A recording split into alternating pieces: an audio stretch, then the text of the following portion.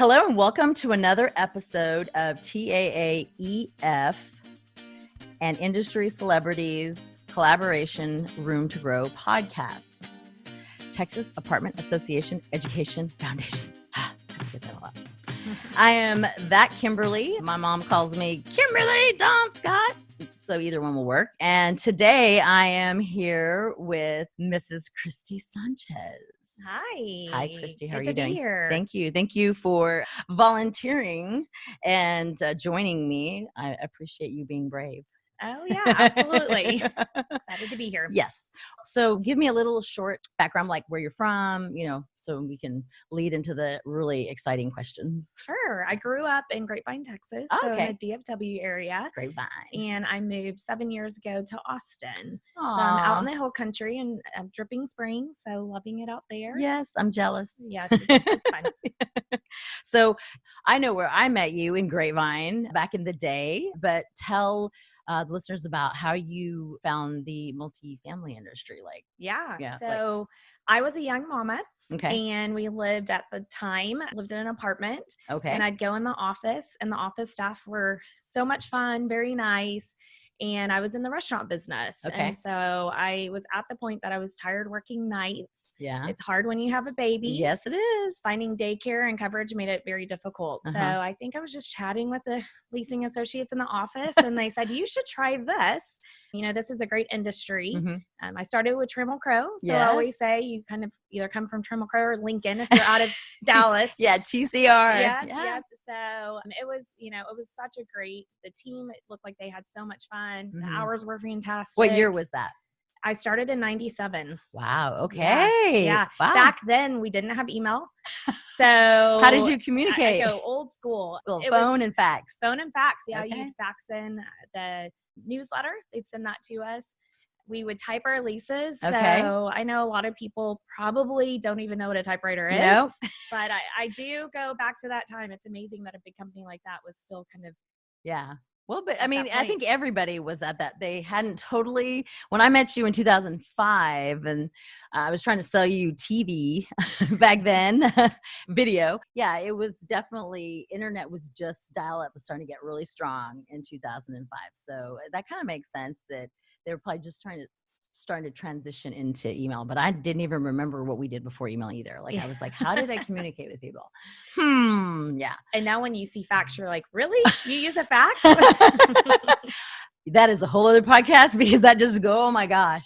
Yes. Some people still use fax, but I hope they're using it electronically and not killing trees. Yes. But we won't go down that rabbit hole or shiny penny subject. So you were starting as a on-site leasing person, right? I did. So I got my start on a tax credit property. Oh, okay. It was a great opportunity. Okay. So I started in leasing, and then I was able to go to, from there, one of our lease ups back in the day. So yeah, I went in as a leasing manager.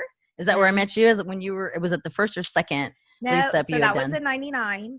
So then I became an assistant manager out there. Okay. And then promoted to manager. I think you met me on my third property, maybe as a manager. In 2005. So I got to progress pretty quickly. I say I've been in probably every role on the office side. Yeah. So I was a leasing manager, assistant manager, property manager, senior manager. And then from there, I went into training for a short time. Yeah. And I was a trainer. And then I went into, back then we had a district manager role. Okay. And then it was a district specialist. Then I became a district manager and then regional. Okay. All with the same company at that time. All of the same company. Wow. Yeah. So that was a pretty quick move up, yep. if you will, and good for you. So at the end of the day, if nobody showed up for work, you could totally handle your property, right? I could. Don't ask me to do it today. Yeah. But back then I could do it all. Yeah. Yeah.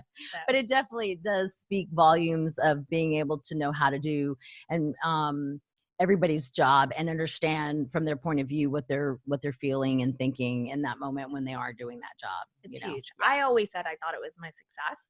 Is one of the things that helped me be successful and grow so quickly is that I was exposed to so many different things. Yeah. I also am a big proponent of, different types of sites. So starting at tax credit, then doing a lease up, stabilized deals. So I think the more you can expose yourself to different opportunities, absolutely, the better. And I think that's what really helped grow me. And then again, having a great company with great people that support you, 100%. is big. And that's really what this industry is to me. Is it's fantastic people. And so, and when you wanted to move, you were able to like move to Austin, right? Like, how did that, tell me a little bit about why you ended up going from, the Grapevine DFW to Austin? Was it job related? Was it, family related? It was. So after I left Trammell Crow Riverstone, I went to go work for a company out of Dallas, and I oversaw Houston and Dallas for 2 years.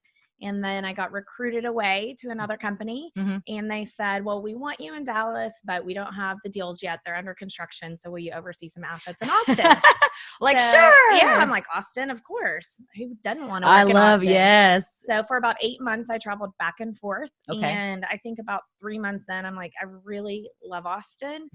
Maybe, we should consider moving there. And it got to the point that we had some turnover, and my boss came to me and she goes, I know you really like Austin, but now you have to pick.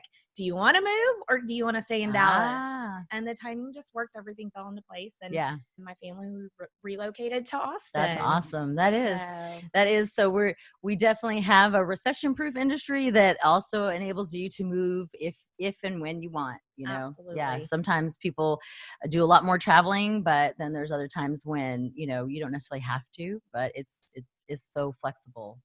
Well, and as you move up into the corporate roles, and depending on the company and the culture, I've had a lot of flexibility, whereas my prior company and my current company, you get to work from home. So if you're not out visiting your sites, you have the flexibility, to work from home. And I think, some people love it and some people don't. But for me, it's been fantastic to have that. And so, you're just seeing shifts and changes in the industry. And that's one that I've seen. And it also has allowed companies are becoming more flexible with that, for you to go work for maybe a company you wouldn't have expected to work for because of their flexibility and because of technology. So where are you at now? So I just made a move over to Bainbridge. It's actually a Florida-based company. Oh, okay. That's right. When I first discovered Bainbridge, it was out of DC, but I have gotten to go to some of their management conferences in Florida. So yes, that's awesome. So we have offices in DC. So you're right. So we are kind of up the East Coast, and we are focused to grow West, which is why they brought me on. Wow. So I'm really excited to grow Texas.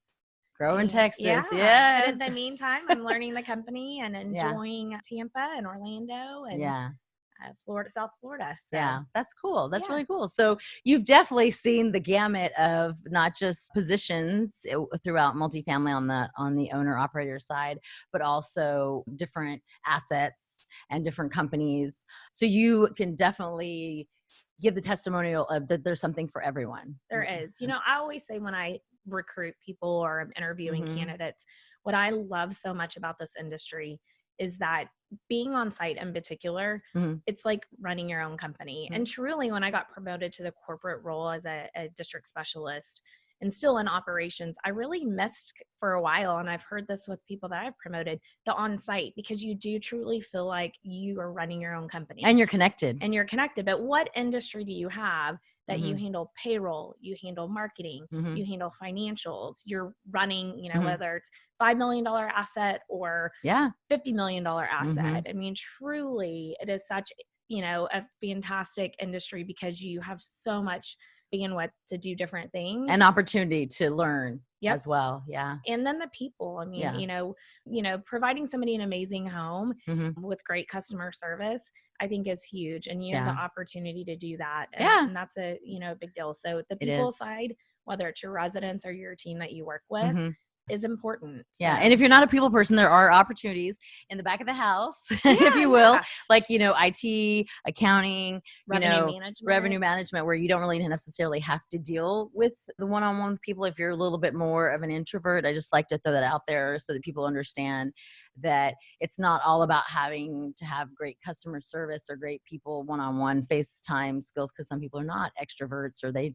just are not not good with people. But they're really good at their jobs as it relates to like IT and accounting and, things like that we all still need, on both sides. And I've seen people go from on-site and maybe they became a leasing consultant or assistant manager and said, I really want to do something different.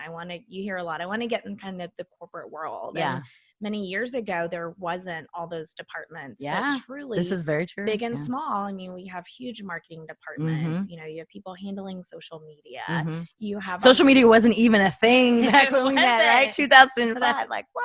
Yep. What's this Google? What's this YouTube? And the expertise on the maintenance side. Yeah. Truly. I mean, you just, whether it's construction management or renovations, I mean, there's truly, I think, an opportunity in this industry for everyone, for everybody. Yeah. There truly and if is. you want to switch, if you have been in your career for, a couple years and you're not quite sure, I know that, my mom's generation stuck with the same thing, that it wasn't cool to pick up and move even after 10 years, job hopping, no matter what, is not, necessarily deemed great, but I do feel like there's a little bit more flexibility in our industry, and it's okay now to, like, maybe in 5 or 10 years, if something isn't for you and you want to try something else, there is something else that you can try.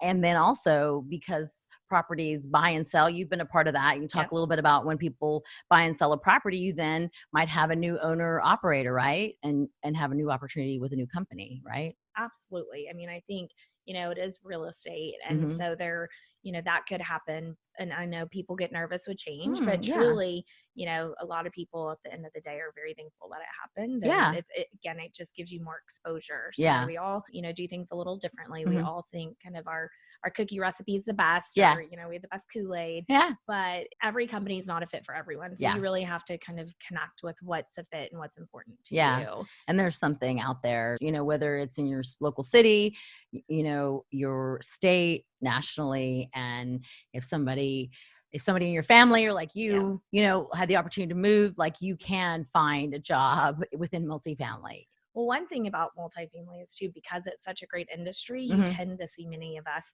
who have family members in it.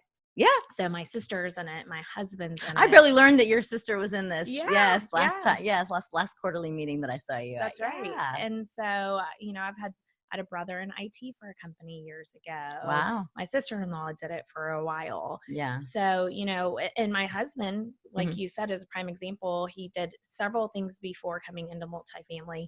And the last job was construction management for a home builder, a renovation group, but they did homes. And it was when the market was going down and, kind of things weren't going very well and people didn't have money to renovate their homes. Yeah. And so I said, babe, get in multifamily. It's the safe thing to do. You need a paycheck. And so he came over to multifamily and he's been in it since. Oh, that's awesome. And so again, it is. Well, welcome. Welcome, Christy's husband. It's an industry that, it is steady. You have great opportunities in all markets. Yeah, for sure. I 100% agree. You just got to get your foot in the door. And there are lots of doors to, like, it's not like you got to know somebody.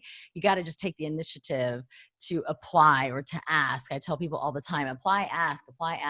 I met a young lady, actually, shout out to Jessica Loeb. She applied 3 different times to the community that she wanted. And it was on the 3rd time that it was the right time for her. But I was like, good for you. Just keep on. Persistence is one of the things that we don't talk enough about, that, it's okay that you get denied. How many times did TCR tell me no? Many. Yes.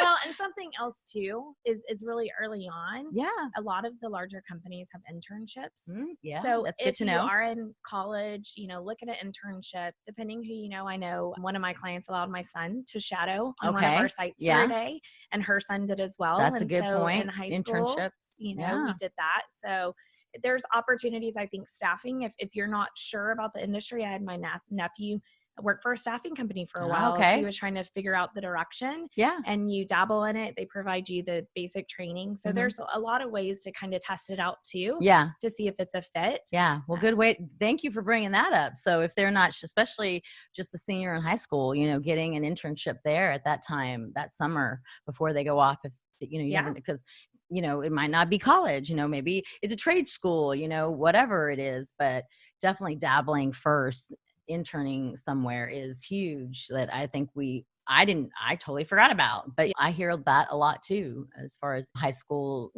freshmen in college coming back for the summer, they're not quite sure, they need a summer job or whatever. So, yep. And awesome. some of the groups do in their corporate offices. So maybe you work for a marketing firm and haven't thought about multifamily, or that's the direction you're going in college. So it doesn't even have to be on-site positions. Yeah, for sure. That's awesome. Well, I really appreciate you visiting with us and sharing your story. How can people connect with you or get in touch with you if they have more questions about you or your company or this podcast? Sure. So you can email me. It's at csanchez at bainbridgere.com. Okay. You can reach I'll out. put in the show notes. Okay. You can reach out to me on LinkedIn or Facebook. Awesome. So happy to connect. Happy to help anybody. Answer questions. Yeah, absolutely. I appreciate that so much. And if this episode or anything that Christy has said resonated with you, or somebody that needs to hear her, her story, please tag them in the comments or share it, because we definitely want more people to understand the opportunities that multifamily has, because we want to be thought of first instead of, last or happenstance into our industry. So thank you, Christy, for sharing your story. And thank you all for listening and joining us. And remember, until next week, there's plenty of room to grow in multifamily, and sharing is caring. Bye, y'all.